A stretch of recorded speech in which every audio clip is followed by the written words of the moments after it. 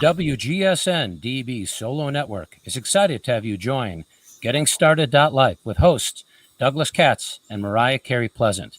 I don't know where to start. We've all heard it and have probably said it once or twice ourselves. Getting started is a common barrier to trying new things, reinventing yourself, living life fully, and even finding joy and fulfillment. In reality, all things have a starting point and the best way to begin. Getting Started.Life is about taking that first step. It's about jumping into a new endeavor and the do's and don'ts involved. Our goal is to help everyone meet their potential and start doing. So let's get started. Our guest this week is Elena Zanfei. And so Doug and I were talking about what should be our first topic for our first show. We really wanted to make it something that would speak to a lot of people. And I think no matter what you're going through in your life, if you're going through a transition or maybe a pandemic or maybe having, kids get older or having new kids, how do we find joy in our lives? How do we find the joy that's there that we may have lost or just disconnected with? And when we came up with that idea, I knew the perfect person. I'm super excited to have her here this week. She is a transformational mindset coach. And we joke that somehow our lives have kind of been touched by each other when we most need each other. Like whenever either one of us has needed like that lift or that, connection or ideas, somehow we always manage to reconnect and have a phenomenal conversation. And I'm super excited to share her with you. So I will let you introduce yourself, Elena, and tell everyone why I'm so excited. Oh, I get to introduce myself. Okay, thank you, Marya. So, like Marya said, I'm a transformational mindset coach. And what does that mean, really? Really, that means that I've taken the 35 years that I applied to my own life and turning around a very tragic and difficult childhood, actually up to 28 years old. I took everything that I have learned that's really turned my life 180 degrees in the opposite direction, going from somebody that was despondent, suicidal at one point. I mean, really, really broken. If you can imagine what really broken is, that's who I was. So in my 35 years of personal development, which has really become a love for me right now, just taken all of that and I now put it in, and I utilize it for the benefit of women, entrepreneurial and professional women, and just helping them discover their true sense, their true self, because I think a lot of people don't really know who they are. We have an idea, an image, and a lot of times it is not really who we are. And when we get to really discover who we truly are at our most fundamental self, it actually changes the way that we live. It changes the way that we interact with people, the jobs that we choose, the relationships that we have. It makes us more empowered. So I take 35 years and condense it down and put it in support of all my clients. That's what I do. And you said you work with women. Do you work with male clients as well? I have worked with male clients. What I find is that women just happen to be more open to looking and exploring. Men are joyless? Men are not joyless. They've got that extra kind of ego thing going on, right? It's not cool to feel a lot, I'm stereotyping, but there are a lot of men who are just not inclined to look deep and to explore and to really find out, like, who am I really? What's really going on? Why do I do what I do, feel what I feel? And is there a way to live life more fully and more freely and more authentically? You said that we all have kind of an image of ourselves. And I think I heard something recently that really resonated with me. And someone was like, I'm a good wife, I'm a good mother, I'm a good friend. And then the response that got back, is a wife is who you are for your husband. A mother is who you are for your kids. A friend is who you are for your friends. Who are you for yourself? What's left when you strip back who you are for other people? Right. And I think that's a really hard question for a lot of us to answer, especially as we get pulled in a million different directions as adults, for our kids, for our jobs, for our spouses. Yeah, absolutely. And I think there's something even deeper than that, Marya, and that is that there's an image that we have an identity, and the identity that we have has really been founded on wrong thinking. If you think about it, we're born, little bundles of joys with a lot of possibilities, and then we get conditioned. We really get conditioned. We get conditioned through parenting and society and media and all of that. So in all honesty, I've spoken to thousands of people. Who we see ourselves as being is not who we are. So what we do is, like you said, we take on this identity of who we think we are, and then we connect to roles that we have. So I am this, or I am that, and who we really are underneath the surface, like what we're here to do, like why did we come here on this planet Earth? The authentic self and what our real joys and what our real possibilities and our real gifts are kind of gets lost in the process. So that's kind of what I do. It's really at the foundation of what I do. I strip away all the roles that we have and really get to like, who are you really, and what are you here to experience, and what are you here to bring forth with your personal gifts. And as we go through that process and we get started trying to find our joy, how do we get started? Well, let me tell you first about, or did you want to share the biggest mistake people make with regards to joy? So starting with the mistake, because we usually go to the end. Well, we're going to go to the end, but you could start with the mistake. That would make sense. Why not? Let's just do it. Let's start with the mistake, because I think it'll set the foundation of the conversation that I'm going to have. Yeah. So people just think that I'm just going to wake up one day and be joyful, or I'm just, there's this just magic pill that you're going to take in one day and you're going to all of a sudden be a joyful person. Look, coming from somebody who was probably the most negative, downbeaten, depressed person on the planet, joy is not something that just happens. It literally, ring your doorbell one day and say, I'm here. Yeah, like here I am. No, it doesn't happen. It really requires an intention. Like you have to want to be a joyful person. You have to want and make it a personal intention that, you know what, I can be depressed, I can be down, or I can be this other person who sees the glass half full rather than half empty. And I take responsibility for creating that as a reality in my life. So I got a question about that before we go into the 5 steps. How often do you see that? Is that a common problem, and how do you overcome it? Meaning seeing the problem? No, the problem of not understanding that joy is deliberate and not passive. Yeah, no, it's very common. As a matter of fact, what I find a lot of people come to me, the problem that they come to me for is like, what's wrong with me? Why can't I blank? Why can't I, so our mind is fixated on what's not right and what's not working. That is the fundamental truth of how our mind is created. And without going into the whole science of it, which I do with either in my group coaching or my personal client, I really help them understand how the mind is structured and how it literally operates. So people are fixated on what's wrong with me. Why am I not happy? Why do I see the glass as half empty? So they don't understand why, even though they want joy and they want happiness, they're not able to create it, or they're not able to consistently keep it as a reality for themselves. Do you find that mistake is a process or as an event? Do people need to, because you coach them along, do they need to be consistently reminded that they're moving in the direction of that mistake? No, they will feel it. They'll feel it as a result of, number one, understanding how that gets created, understanding who we are and the way that we focus, our lenses, if you will. Like we all see the world through certain lenses.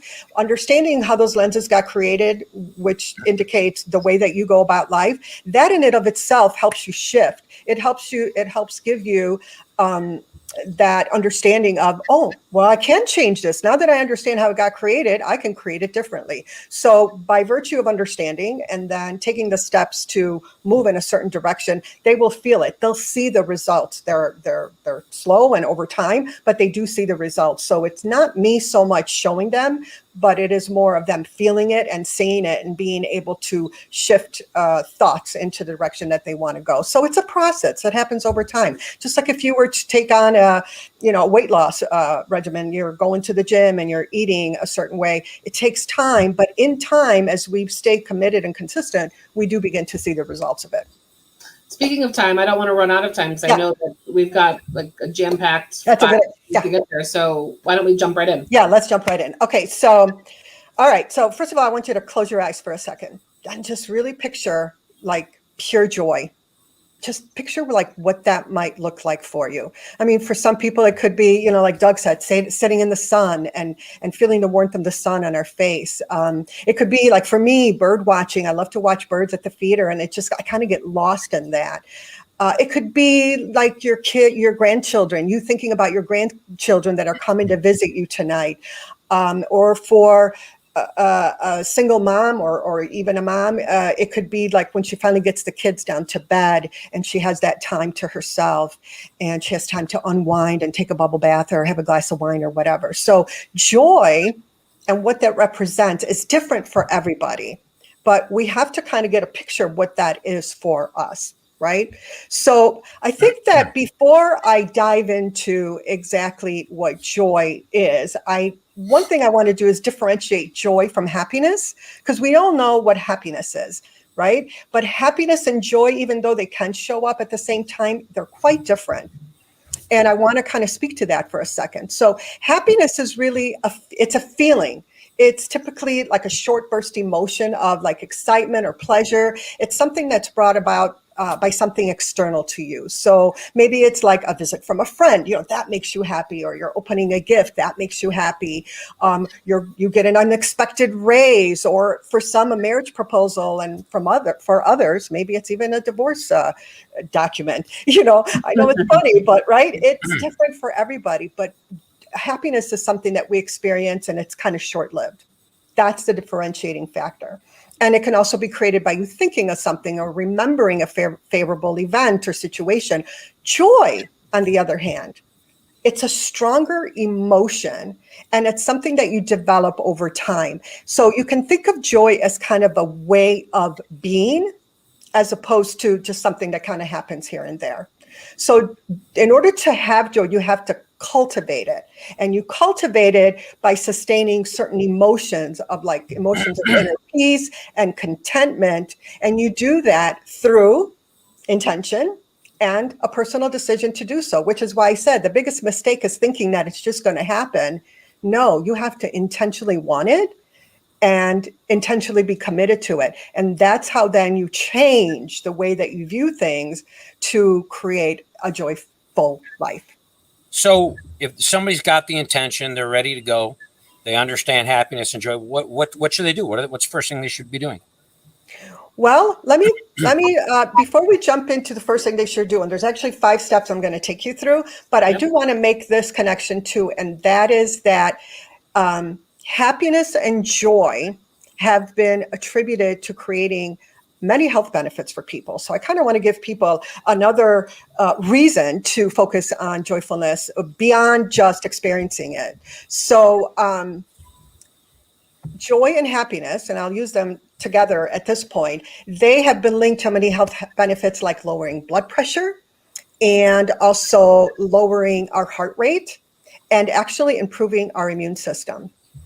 And it's also been shown that people who have a more joyful attitude or more joyful way of being have actually been healthier and have actually lived longer in 53% of cases. This is reported in the Journal of Happiness Studies, where they've done studies of people and just looked at their own way of being with regards to how healthy they remain. So I kind of wanted to pull that out there. So we're going to be looking at what I thought would be fun would be to create a metaphor for people and kind of equate it to something that they already know. So I'm going to be using the metaphor of creating an emotional account, much the way that you would create a financial account if you were wanting to create financial wealth, right? So what we're going to do, we're going to use this analogy. We're going to create this emotional account and we're going to call it the joyful account. Okay. So step 1. So think of it in terms of we're creating this joyful account.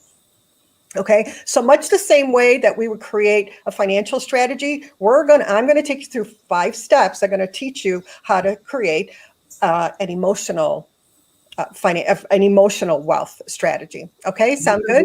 Hi, Allie. I know, that's kind of why I chose this. So, all right, so joy is an emotion. And what we want that joy to expand, right? So we're going to take a look at our emotional self as being we're going to refer to it as our joyful account. I thought that would be kind of cute. So we are our joyful account and we want our account to grow, right? Mhm. So we are going to consider all the ways in which we enhance our joyability, and we're going to refer to those as deposits. And then we're going to look at all the ways in which we are depleting our emotional account, and we're going to talk about those as withdrawals. Okay. Perfect. All right. So now we've got that analogy in mind. All right. So what's the first thing you would do if you wanted to create a financial abundance account? What's the first thing that you would do? Intentionally open it. Right. What do you got to know even before that? I'm stumped. I was going to say interest rate, but I don't think that's part of the joy. I think you got to know like what it is. Like, what is your end goal? What are you trying to accomplish, right? So if I was going to, so if I created a financial plan and I said, okay, I just want to make more money. I want to save money. Okay, well, what does that mean? If you save $1, you've saved money. But I think that a financial plan works better if we say, I want to save $8,000 or $18,000 in 12 months. So now I know exactly what I need to do in order to get that kind of money, right? So so it's being really clear on what is this end goal that you have? What does that look like? So same thing for our joyful account. What does joyfulness mean to us?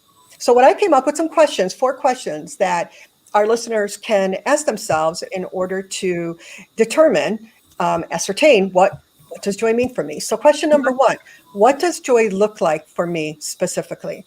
So before, kind of had you close your eyes and think about some of the feelings that you might feel. So joy is an emotion. So what would a joyful life look like for you? Number 2, what are the components of it?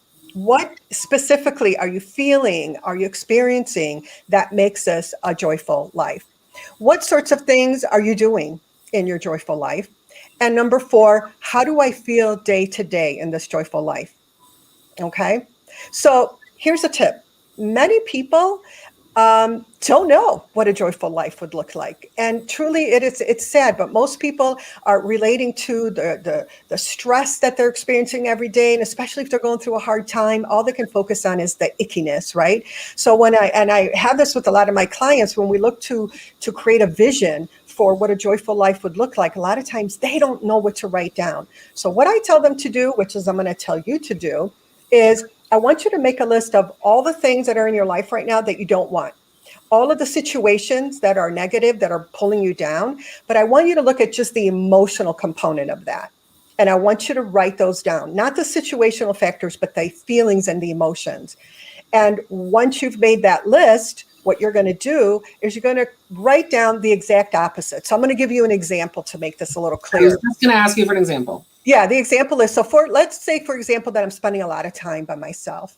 And so the feeling that I'm feeling is I'm feeling alone, and I'm feeling a lot of loneliness, right? So loneliness is an emotion that I really don't want to feel, certainly isn't helping me with my joyfulness. So on the opposite side, what I would put down as an element of joy would be something like connectedness or a feeling of oneness with people. Does that make sense?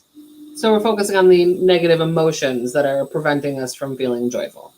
Right. So but this is actually getting clear on what joy would look like for you. Okay. But if you don't know, then you want to look at what are the negative things that are coming up in your life? What are some of the things that are pulling you down? And what would the opposite of that be? And certainly we can look at that as a component of what joy would look like for you. Okay. So, Make sense? So is it safe to say that step 1 is really taking the abstract and making it concrete and specific? Yes, exactly. You got to know. You got to know, what does joy look like for you? Because I mean, like anything in life, how do you know you've achieved your goal if you're not really clear on what that goal is?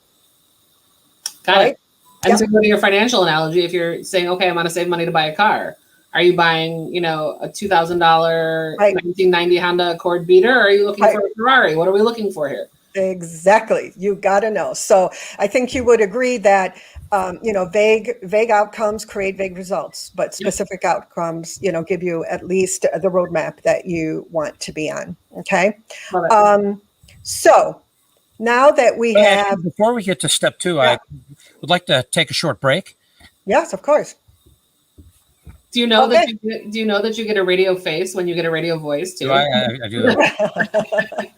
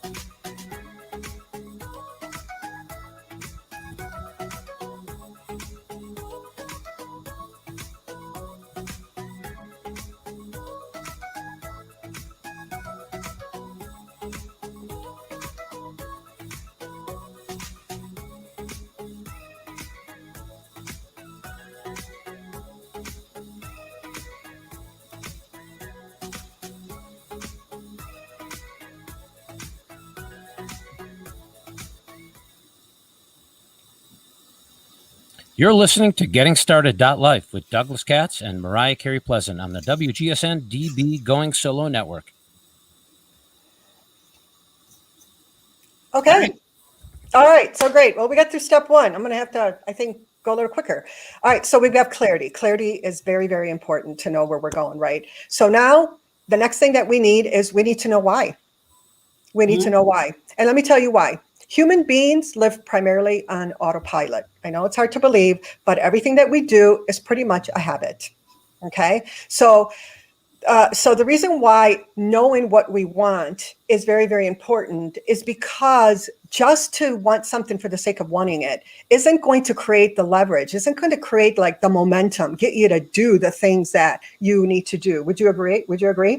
100%. Exactly. So you have to create leverage. As human beings, we have to create leverage for ourselves. And we create leverage by really getting clear on our why.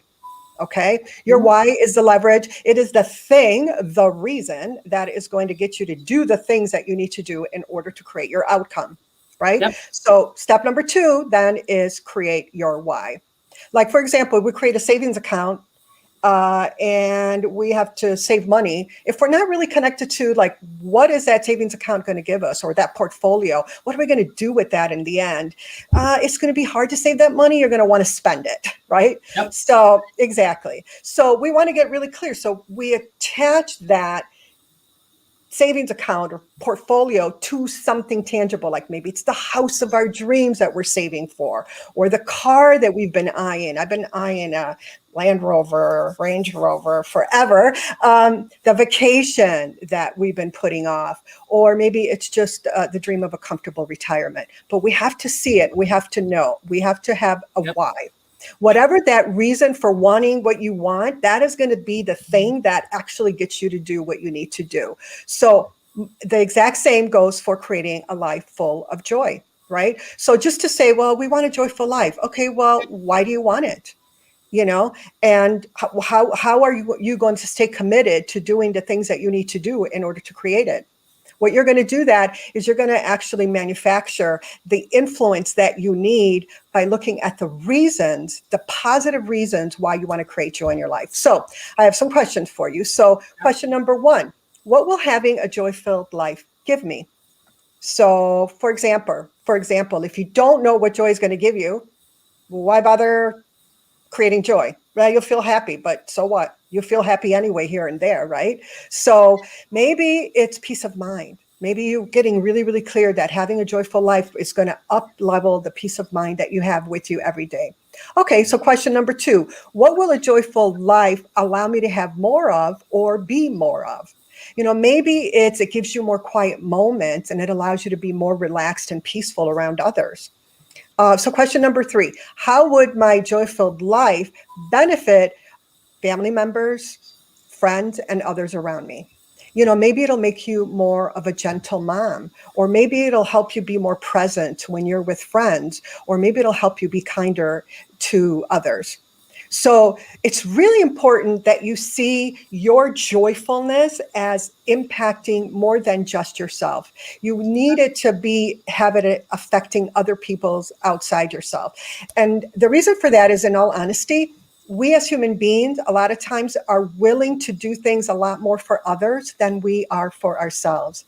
So having a real clear vision of how you being a joyful person is going to impact your children, your husband, your family, is going to create additional leverage for you. Does that make sense? Yeah. Absolutely. It's a powerful leverage. Yeah. It's similar to like the mom, right? She's a single mom and she's working 2 jobs and she's saving money. She's connected to that this what she is doing is affecting her children. She's saving up for college fund perhaps for her children. So that is giving her the stick-to-itiveness. I don't know if that's a word, but it's making her stick to the plan because she sees how it's impacting not just herself, but it's impacting her children, who she loves very, very much. Yep. So the same thing with us. We need to know that our way of being, who we are as individuals, does affect others as much as it affects us. And we need to be really, really clear with that. Okay. Right. So we need to connect emotionally with how it's going to bless not only us, but others. And that's really, really important. All right. So we Okay, got two. great. Number three. All right, so we've got the vision and we have our why. So number 3 is we got to take inventory. Actually, 3 and 4, we're going to take inventory of all the deposits, how we're currently depositing, and also our withdrawals, right? So let's start with the withdrawals.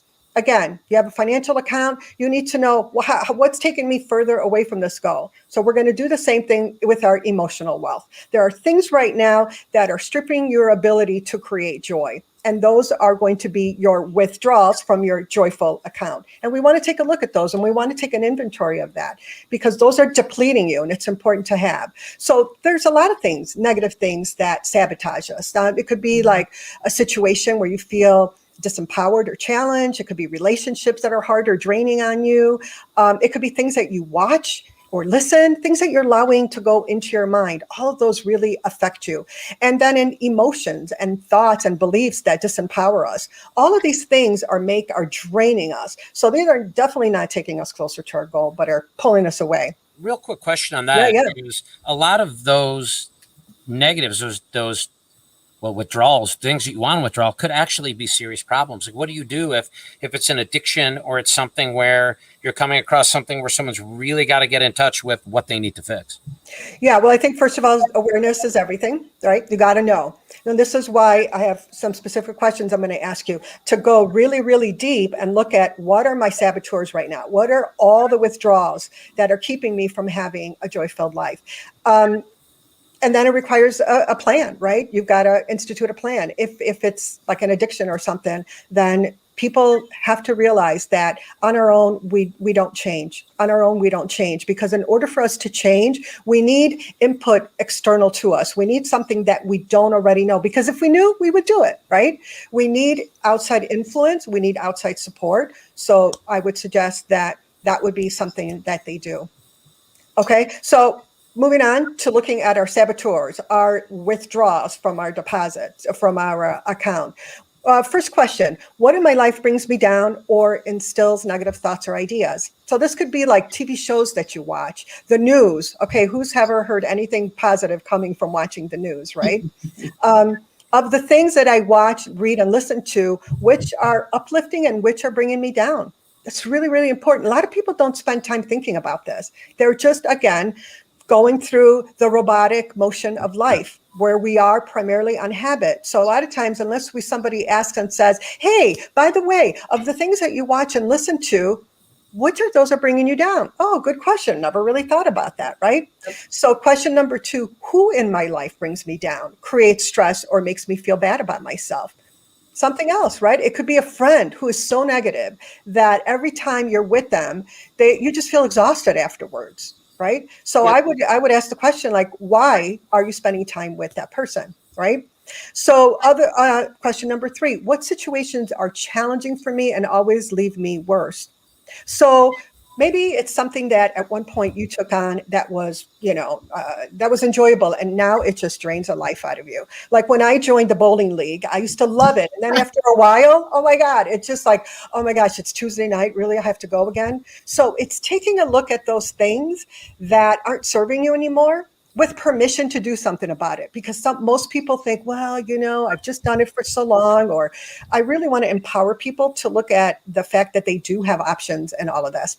And then number 4, what thoughts and beliefs do I currently have that I know are robbing me of energy? Think, guys, we have 60,000 thoughts every single day. 90% of those thoughts are the same thoughts over and over and over and over. Would it not make sense that we take a little bit of time and identify those that don't serve us? Most people don't do a thought inventory.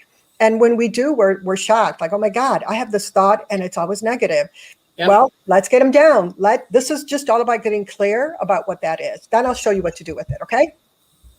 So step 5, we're going to be looking at step 4, rather. We're going to be looking at our deposits. Because we're not all bad. We have some good parts and we have some not so good parts. So let's take a look at what are we doing right now that really is good and it's positive and it is definitely a deposit into our joyful account. So for that, I would ask questions like, in what way do I create joy in my life right now? Right? We know we do it periodically. So maybe it's reading a good book or taking a bubble bath. What are situations that always leave me feeling uplifted? Maybe it's You're being. really, that's a second bubble bath. You're very into bubble baths, I'm thinking. I'm sorry, I'm a girl, right? That's what women do, bubble baths. I like to take a nice soak every once in a while, too. You say, don't lie, Doug. You know you're a bubble bather. And there's nothing wrong with you taking a bubble bath, Doug. So number 2, what situations always leave me feeling uplifted? And this could be like a particular group of friends or somewhere that you go that you love being there. Like, write it down, get clear. Like, yeah, this is definitely a deposit. Who are the people in your life who believe in me or are always leave me feeling better? You know, this could be like your best friend, that one friend that sees you as amazing. They see much more in you than you can possibly see in yourself. Well, that's definitely a deposit, right? And then what kind of music, books, programs, you know, what are the things that you're taking in that are enriching? You know, maybe it's a good book, maybe it's a good program, something that inspires you and brings you up. And then lastly, number 5, what are some of the good empowering habits that you currently have? You know, maybe it's you take time every day to reflect on what you're grateful for, right? Did you know that gratitude is the number 1 most powerful emotion? And it's the one thing that Oprah actually attributes to her success, focusing on what she is grateful for. Researchers in the field of happiness have identified a dozen of what they call therapeutic lifestyle changes, TLCs for short, and that move you towards happiness in the form of a healthier lifestyle, self-awareness, self-empowerment, and greater mental health. And remember, sustained happiness creates a joyful life, right? So I'm actually going to give you these TLCs at the end. If you stay till the end, I'm actually going to give you those so that you can evaluate them and see which ones make sense for you to implement in your life. Okay. All right, great. So now we know we're clear on what our joyful life looks like. We know why we want it. We know every way in which we are withdrawn from it. And we know the deposits that we're making for it into it, right? So last step 5, we create a plan. Right? Just like if you were doing a financial plan, you sit down and you create a plan. So we're going to create a plan for our emotional, joyful account. All right. So first we start with a commitment letter. Why a commitment letter? Well, first of all, we want to describe what are we committed to doing and why are we committed to doing it? And then we're going to sign the letter. Signing this letter makes you more accountable to it. It's an excellent way for you to create some accountability for yourself. And you're going to list out all of the withdrawals. So what are the withdrawals that you are committed to eliminating altogether, or at least minimizing? You have to be clear, right? Okay. So you have that list. So in that list, which ones are you going to minimize or completely do away with? Okay. So what shows will you no longer watch? Maybe it's a forensic series that makes you, instills the emotion of distrust in you. True thing. I had a client who her biggest issue was that she was distrusting. She always, she just didn't trust people. She was very leery of people. Her favorite thing to watch were forensic shows that were all about murder and deception and everything. And at one point I said, do you think this is contributing to your, Exactly. What you listen to, what you observe, what you allow into your brain is very important. Yes. So I'm connecting some of the dots here, and we talked about identity in the beginning. Yeah. And, my identity as a mom and a wife and a member of the community tends to lead me to say yes to doing a lot of things. Yeah. And then I always feel about some of those things the way you're talking about your bowling league. Like, yeah. Oh God, why did I say yes to that? I don't want to go to the board meeting or go to this. And so it's interesting to see how all of this plays together. I tell myself that I have to do these things, but then I don't want to. And that's part of the negative withdrawals. Yep. But I think I'm doing it as I think it's a positive, but it's not. Yeah, that's called boundaries.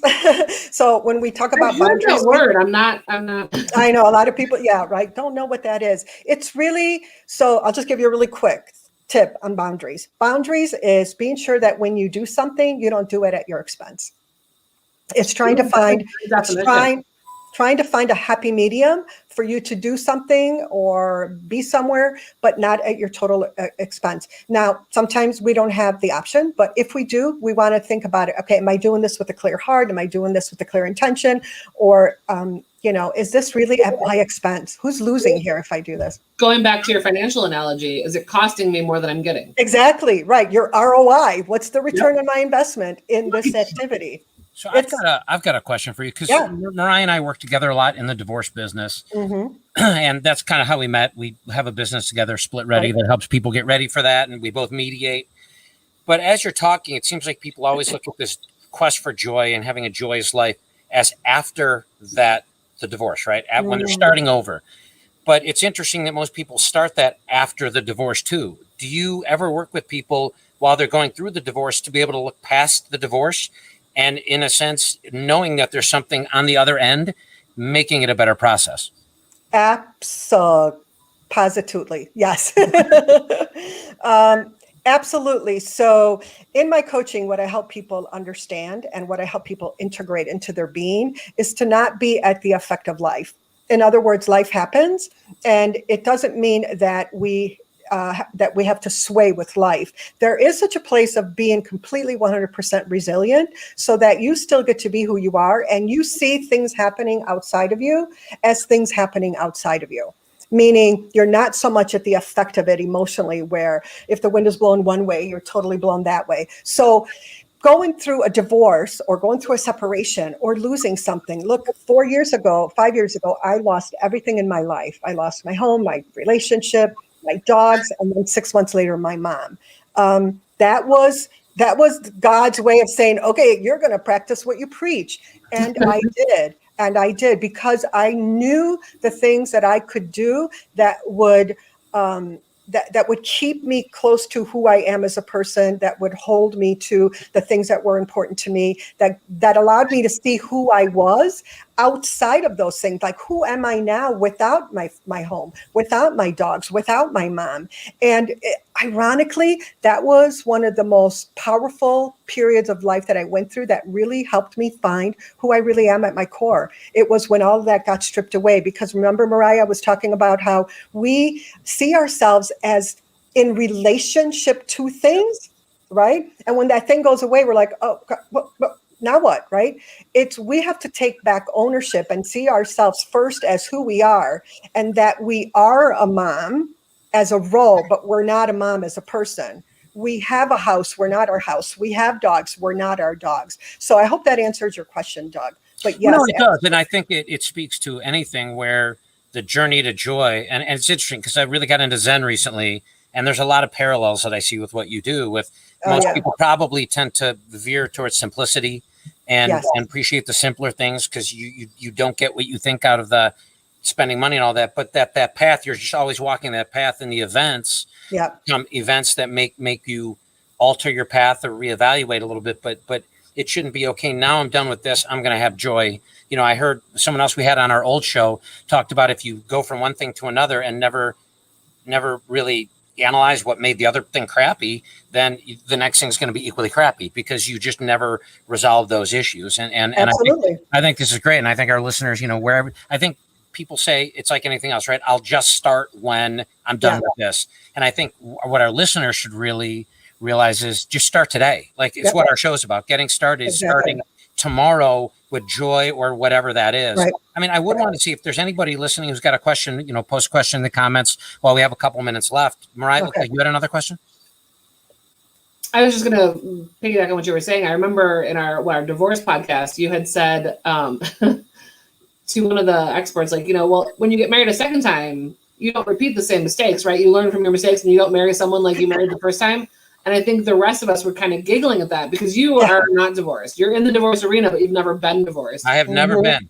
And so I think we all kind of laughed at that. We're like, no. You repeat those same mistakes over and over until ad nauseum, until you figure out why you're doing it. Exactly. Yep. You have to, until you heal it, they say that problems are opportunities because they present themselves and they're really there to teach us something. So even a divorce, I'm divorced myself.